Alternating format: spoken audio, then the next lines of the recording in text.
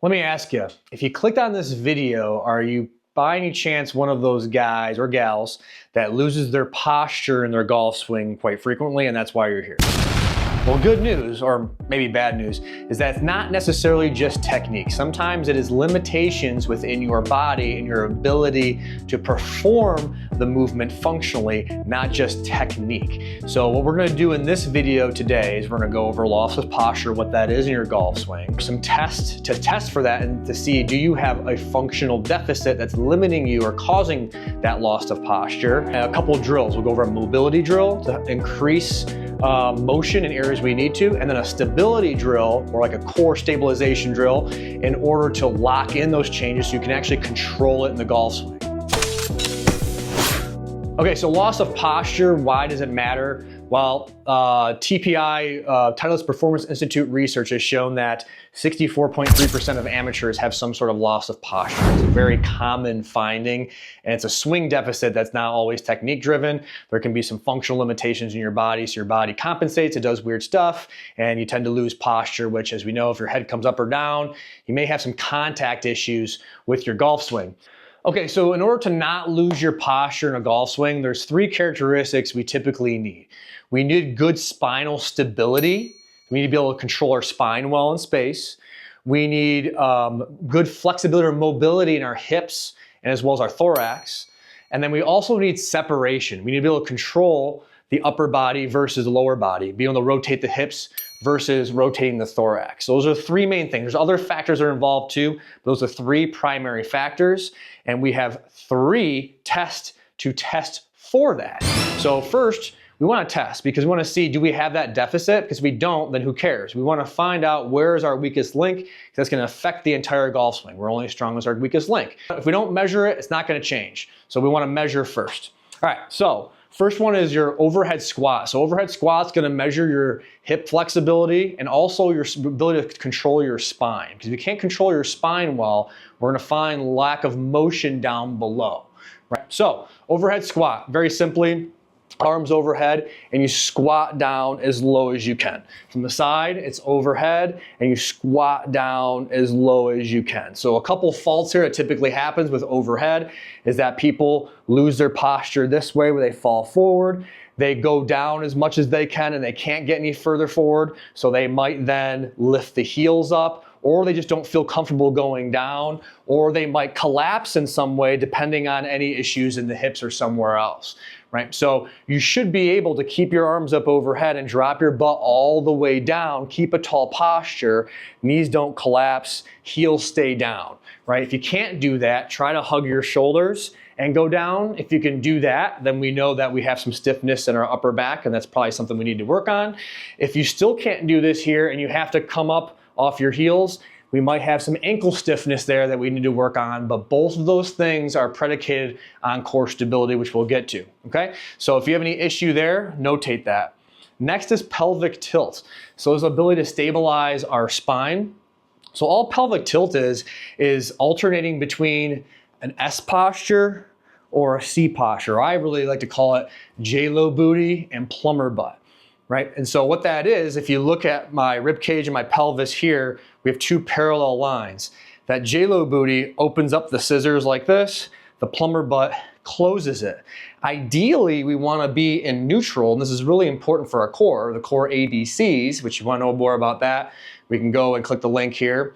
Right? We need the core ABCs, alignment, breathing, and control for proper core activation or to really use our body in its entirety. Right? So pelvic tilting is one, how well can you control your spine via your core, right? Because if you can't do this here and you do weird things, right, we don't have good core control there, which that's gonna affect our hips and it's gonna affect our shoulder turn, right? So how do we check pelvic tilt? We get into a golf posture, hug the shoulders, stick the booty out like a J-Lo booty, tuck it under like a plumber butt, and go back and forth, right? And we should also keep our posture here. So if you find that you're kind of slouching down or slouching down and coming up and kind of moving the back or moving the knees and moving other things, that's a compensation for lack of core control.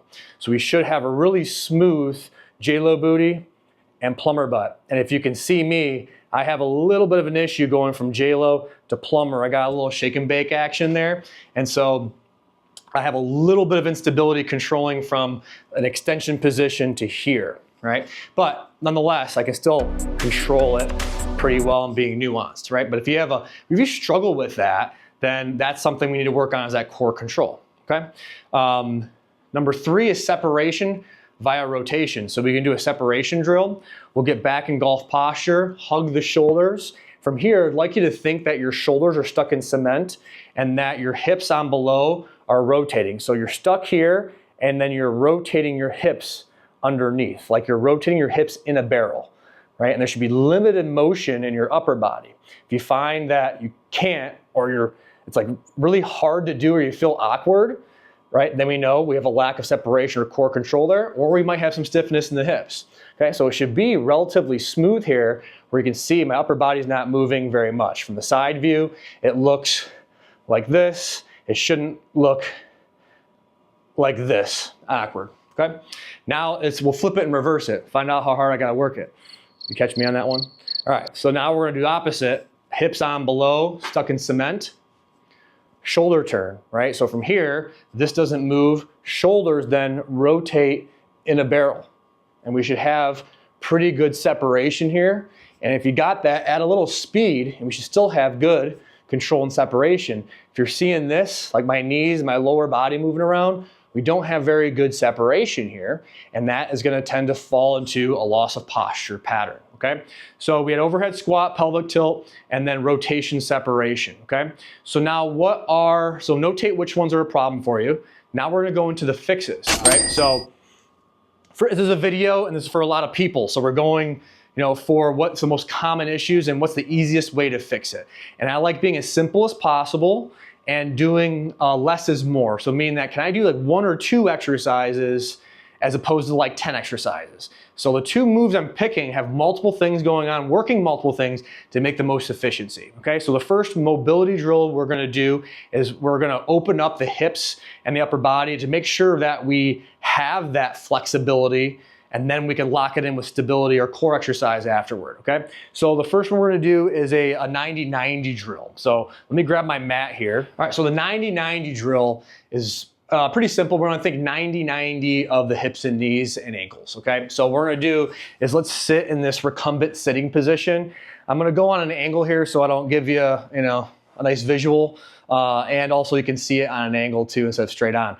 So from here, I'm gonna sit in a recumbent position, kind of a proud chest, and I want you to just think kind of windshield wipers of your hips from side to side, just like this, right? So you get a little hip mobility here, okay? And then we're gonna drop the knees down to one side, and notice the 90 degree, right, angles we have here, hence the 90-90 drill. So once we're in this position here, we're just gonna hold this position and then come back to the other side. Good? Pretty simple, huh?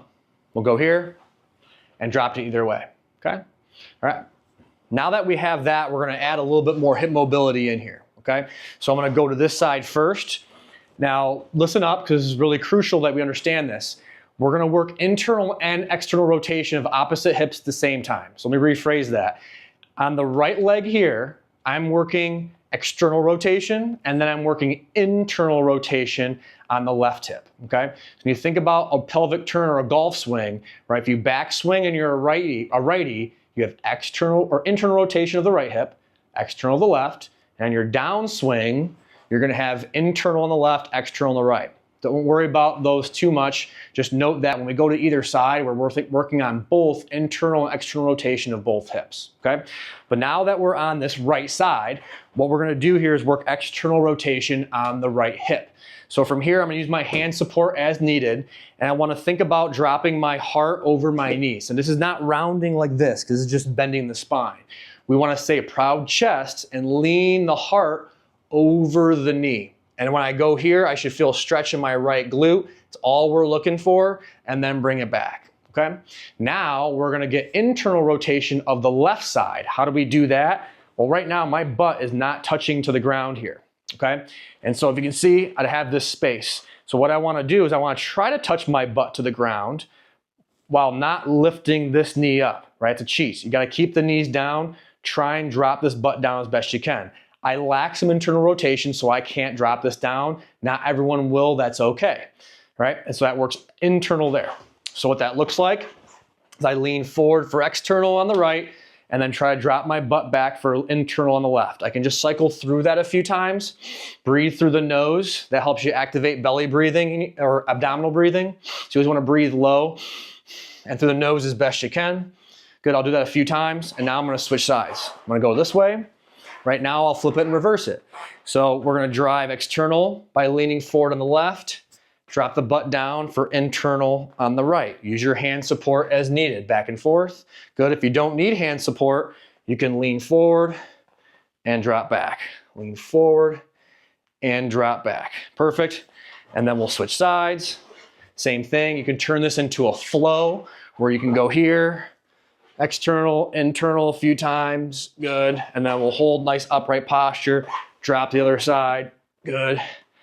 Back and forth. Now there's more to this flow we can add on to. I have a video on it. I'll link it here so you can see the whole flow. It's pretty awesome. We'll keep it simple for that. For our stability drill, we're gonna lock in these changes with a good, great core exercise, and we're gonna train what's called anti-rotation. So why that? Because you have to control rotation in order to separate and create power. So think of it as like, you gotta be able to learn how to use the brakes before you put the pedal to the metal. So we're really gonna control rotation. That's gonna help us open up more range of motion, okay? And so now that our hips are opened up, we wanna stabilize our core so that way our anchor is really good, so that way our hips can stay free. Because if we don't have a good anchor here, our hip muscles will get tight, helping our core out, and then if they're too busy helping the core out, our hips are not gonna be hip muscles, and we're not gonna get the range of motion and ability that we want. We'll lose our posture, and we're gonna have a bad time. So we're using the Pallof press here. So I'm gonna work my left side, so I have the anchor on the left, and then I have the band here. It's perpendicular to my body, and I'm gonna put my hands in a prayer position, grab the band, and then bring it to the center, okay? So I'm in a half kneeling position, obviously, and then my foot is in line with my shoulder here, so like feet and knee hip width apart. Just make sure that your downside knee is toward the anchor, not the other way around, okay? So we have this here. I'm gonna hold it in front of my chest, and I'm simply gonna stay tall, breathe through my nose, and then do a simple heartbeat here. Just doing this alone with a decent amount of tension, you're gonna start to feel your core really working to stay centered because the band wants to pull you this way, but you're anti-rotating and holding this, okay? And at the same time, you're also using the glute on this side here too to help you stabilize. So you should feel some glute, you might get a little bit of quad, and definitely some core here, just by doing the heartbeat here alone. Good. Once you have that there, there's a lot of different things we can add, but let's keep it simple to start. From here, what we'll do is arms forward, and now we can add a little bit of rotation toward the anchor and then bring it back. Now we're working on some of that rotary separation that we tested earlier. So what we really want to focus on is that our hips and legs are stuck in cement, and we're just rotating the shoulders here and not bringing everything else with it. See how my knees are coming with it and weeble wobbly? We want to be rock solid in the lower body and just rotate the shoulders here. If that is too hard, either go lighter band, or I'd say first and foremost, go a little wider with your base of support. Start a little wider here, it'll be easier. If you go very narrow, this is great because this is actually gonna challenge your slide and sway muscles and to challenge your core muscles, but it makes it way harder to stabilize. So just kind of scale it appropriately where you're doing the hardest version of this perfectly. I would recommend this exercise here about 10 reps at a time, and 10 reps would be 1 set. Repeat it for 3 sets, do both sides, right? So the other side would obviously just switch, right leg down, right side, same idea, right? So 3 sets of 10, both sides. For the mobility drill, same thing. It's really go back and forth maybe 10 times, that would be good. Do mobility first, then stability. So 3 sets of 10 of each, but do it twice a day, at least twice a day, okay? And then afterward, go ahead and check out your tests, right? Do you have to do this every time? No, we're not gonna, you might get some quick change, but for it to be sustainable, we have to repeat this every single day, multiple times, or at least twice a day. We need at least 6 weeks to really see sustainable change, right? So, but you can always test and retest and say, hey, do I feel any different here, right? Is my pelvic tilting, does it feel any different? Does my separation feel any different? Or record yourself. Go in a mirror, ask your spouse to watch you, as long as they don't roll your eyes at you and call you an idiot. Okay.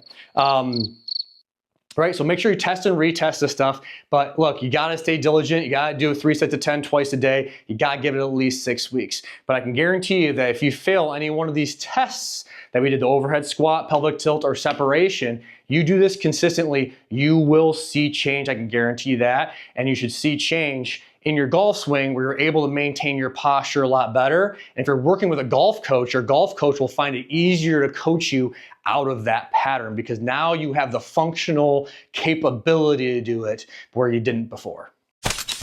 So give me some feedback, leave in the comments, let me know what you want to see, what you want to work on, and then I'll whatever the audience wants, I'll give you. So make sure you like, subscribe, hit the bell, all that stuff, you know what to do, and we'll see you next time.